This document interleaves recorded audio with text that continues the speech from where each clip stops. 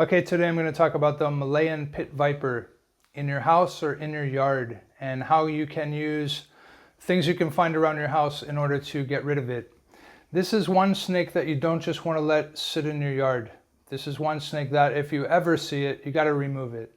No two ways about it. Get it out of your yard. It's dangerous to you, to your children, to your pets.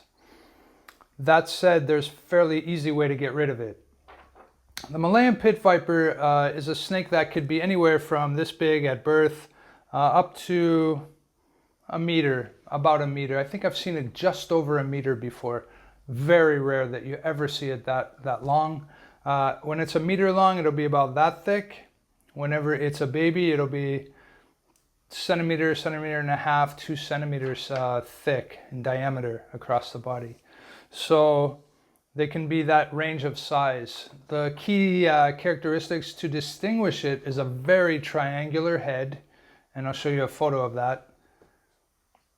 The pattern on the head and on the mouth is pretty distinctive.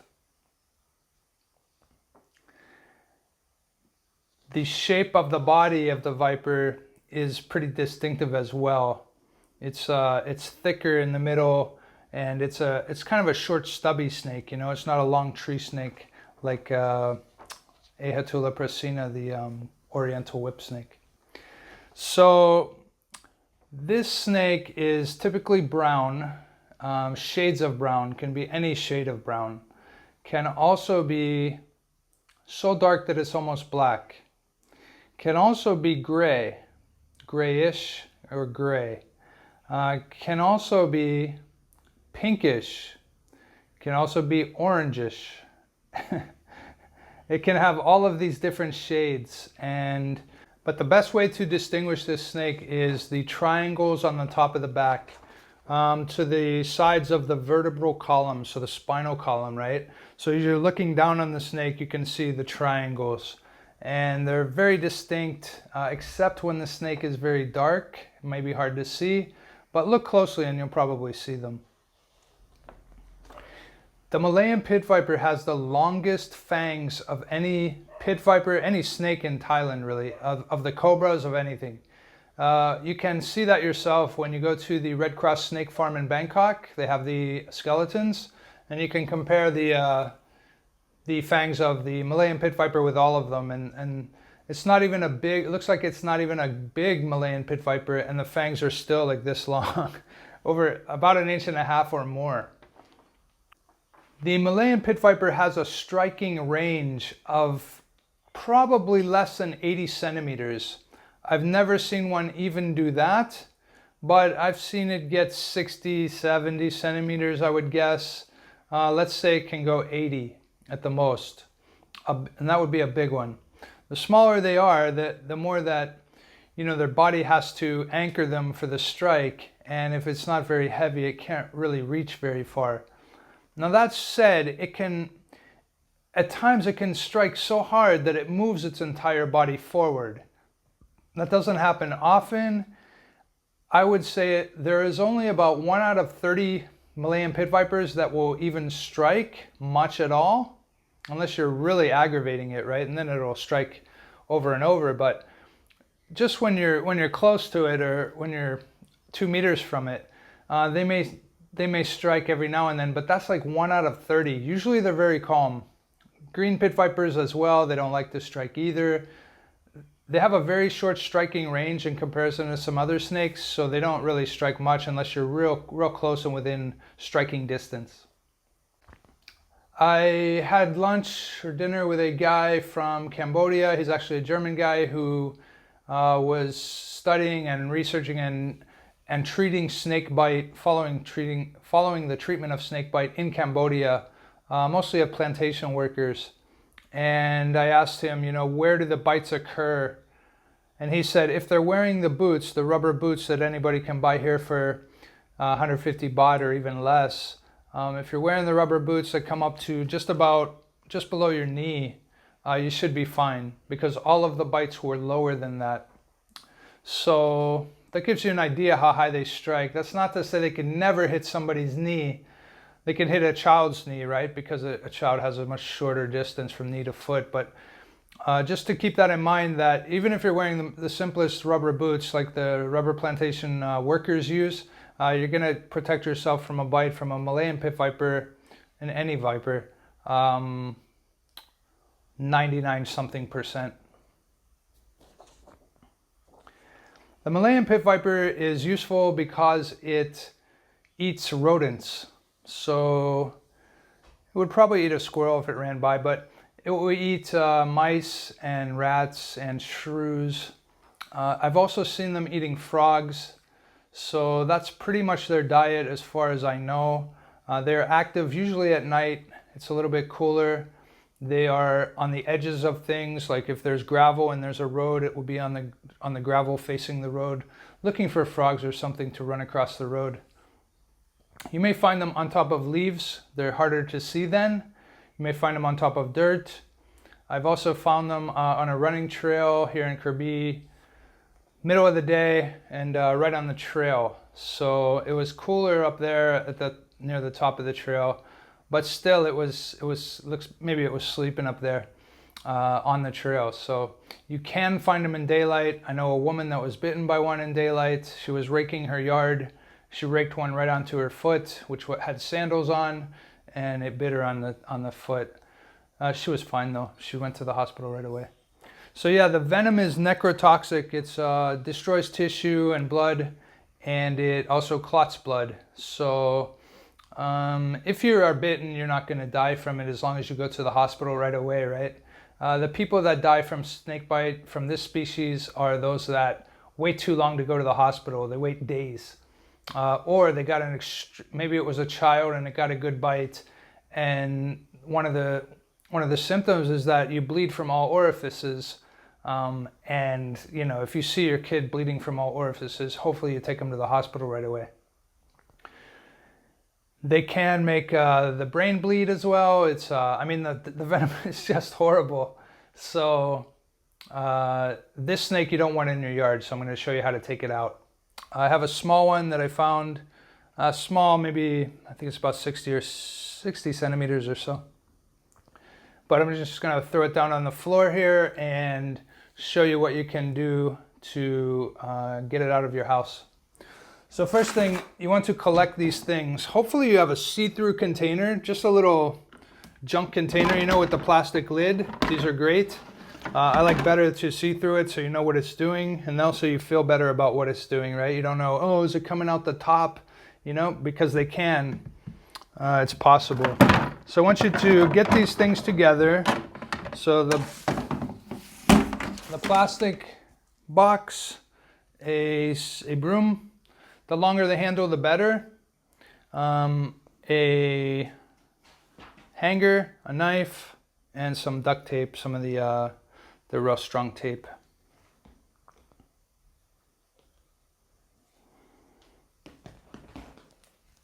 So first thing, just get your, I don't know if this is going to work at all. I'm going to break my wife's broom for sure. Yeah, I'm just going to have to break it. That's nailed in there real good. But do this beforehand, okay? Don't wait until there's a snake in your house to go get these things together. Just go get them now, or at least put them all in one spot so you know where they are so that you can quickly do this. This is going to take me 5 minutes just to get this thing off of here, so I'll stop filming. So once you've pulled off the broom and you've unwound your hanger, I want you to start about here and wrap it around the broomstick, tight as you can.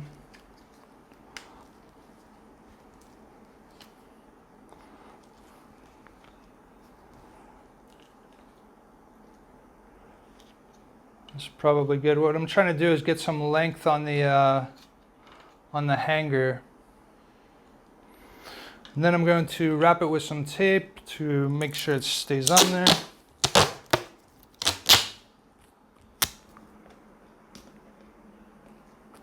Wife is not going to be happy about this broom.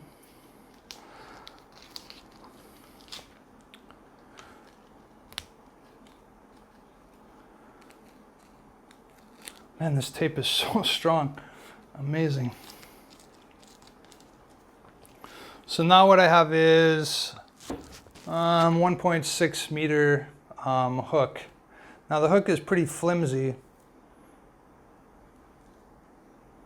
Yeah, I'm going to double it back almost.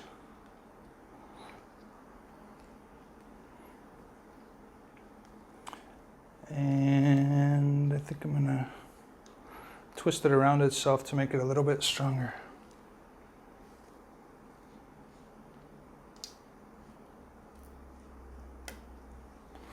Okay, now what you have is about a 1.3 meter. So you need a longer, I knew I need a longer broom handle, but you can go do this now, like go to the store and find a long handled broom because this one is too short. It's good enough for me, but you're sure not going to feel comfortable bouncing a Malayan pit viper on the end of this. Get your box ready, and I'll set up the camera in a different angle to show you where the snake's going to be.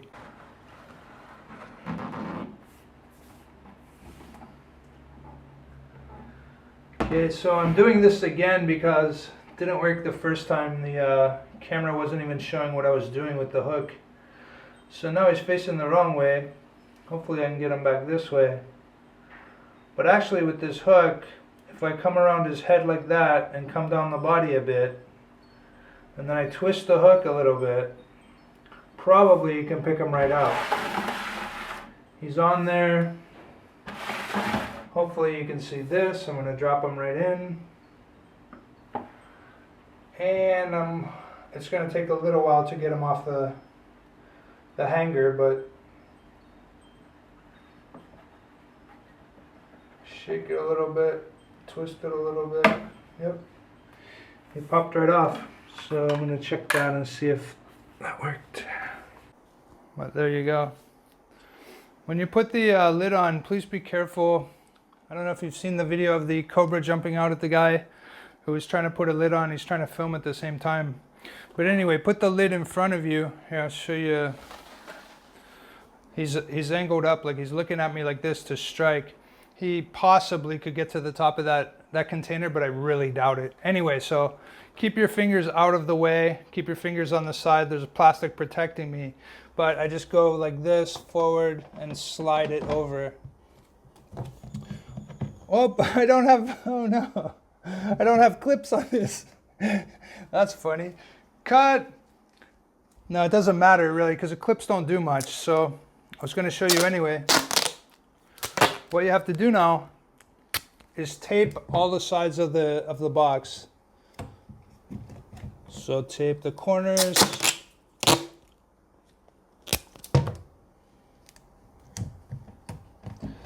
And even though you're doing this, never think that that snake can't get out of there, okay? I don't want you to ever feel too secure that you've done everything possible and there's no way in the world that snake is going to get out of there, because I have felt that confidence before and only to see the snake get out. So you should have eight pieces of tape around the box, one on each corner and then one in the middle of each 2 pieces of tape. Still, that should do it for this snake, because this snake is not large and cannot anchor itself to the bottom and push up against the top. But like a python could still get out of this probably. He can push this hard enough that it could just start to squeeze out. And that's what happens. That's what they do. So I hope that was helpful. Yes, he went in there way too easily. Yes, my hanger was a little too flimsy, I think, but But if you actually start to think about it today and just go get the stuff you need, get strong hangers or use 2 hangers at once to wrap around there and then tape against the stick, you'll be much better off.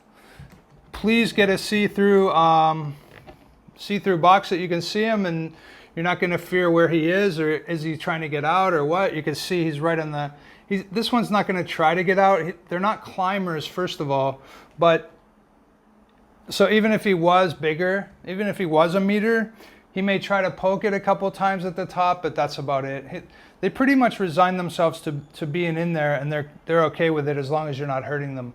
So don't forget to poke holes in the top before you close the box.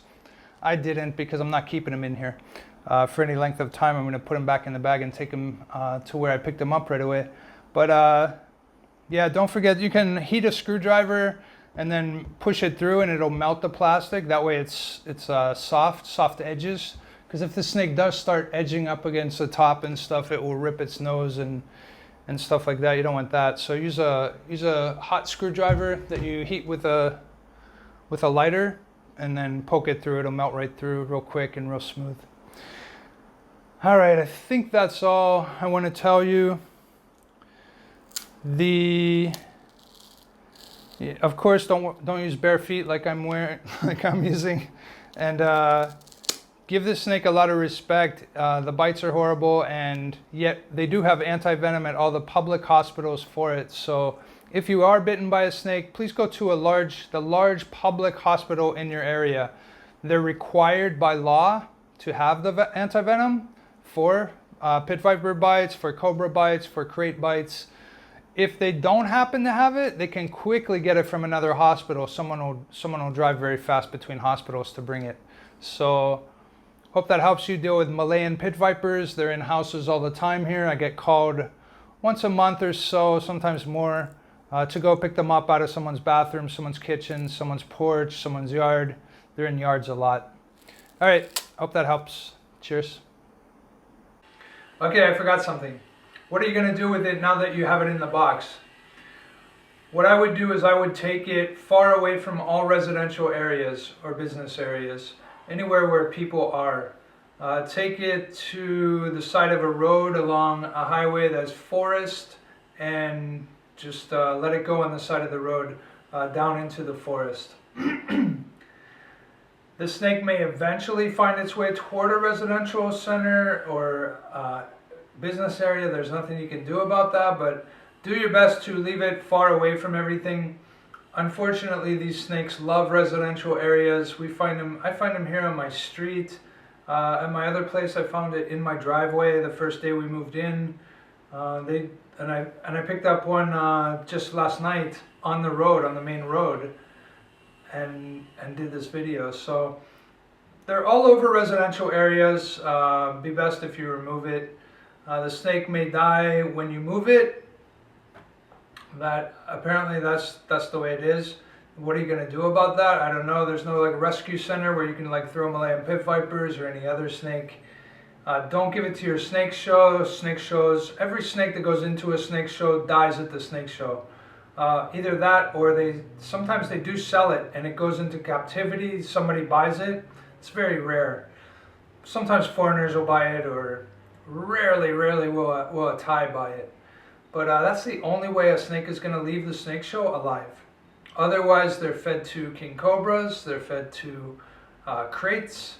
All the snakes they have there that can be fed to king cobras are fed to king cobras. Some of the cobras are drowned, then they're gutted, skins are salted, and they're sent to Bangkok because some people use the skins for bags or whatever else. I mean, it's just that. And there are Thai rescue places in Thailand, right? They say, oh, we rescue snakes. Most of the time they give the snake to the snake show, and they call that the rescue. What they're doing is they're rescuing you because you don't have to deal with it, but what they're doing is killing the snake in the end anyway. Very few times did I ever see the rescue centers here release a snake into the wild, and it was only because I followed them. And I said, are you taking it to the wild? They're like, yeah. I said, I'll go with you. And they didn't want to, I think. So do it yourself, leave it go far away from all the houses and the businesses, and hope for the best. That's really all you can do. All right, hope that helps everybody. Deal with the Malayan pit viper. They're common and dangerous. Cheers.